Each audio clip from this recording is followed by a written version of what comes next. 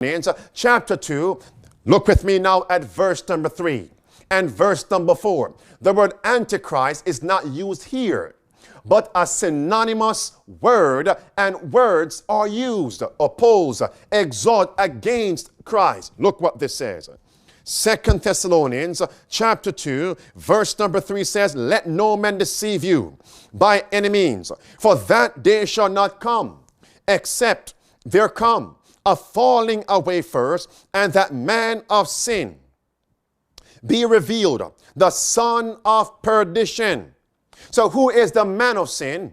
The son of perdition. Verse number 4 says, it is the one who opposes Christ, the one who claims to receive worship.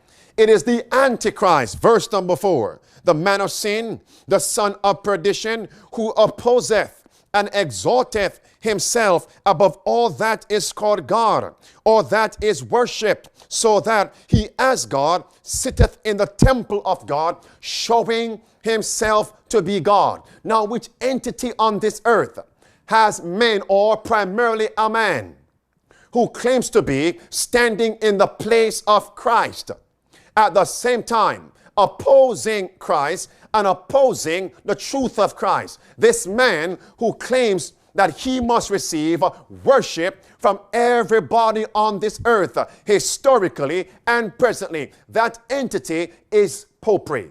That entity is the papacy. That entity is the Roman Catholic hierarchy. The man of sin, the son of perdition on this earth, it is the Pope of Rome. Listen to what this statement says. I'm quoting from Catholic News Services.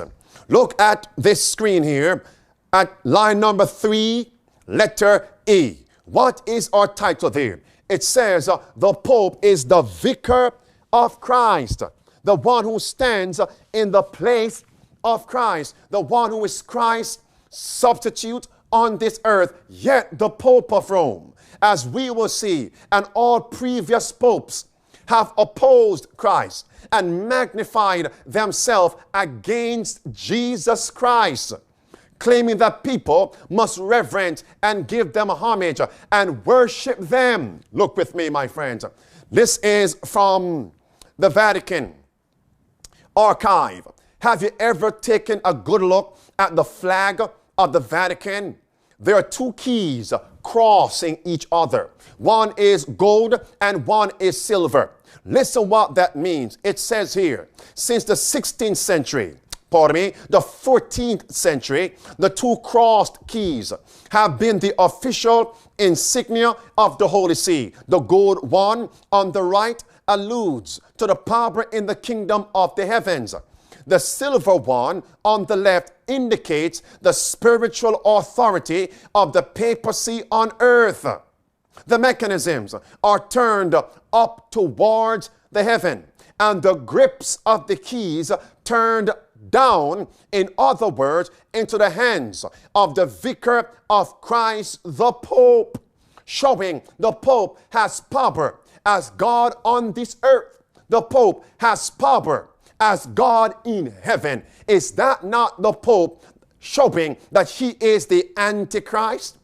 Papacy, the popery, the Antichrist. Go back to 2 Thessalonians chapter 2, verse 3. It says, the man of sin, the son of perdition, would oppose and exalt and magnify himself against Jesus Christ and receive worship that should only be given to Christ. Yet, my friends, after all these biblical evidences and historical facts that show the papacy is the Antichrist, we have professed Seventh-day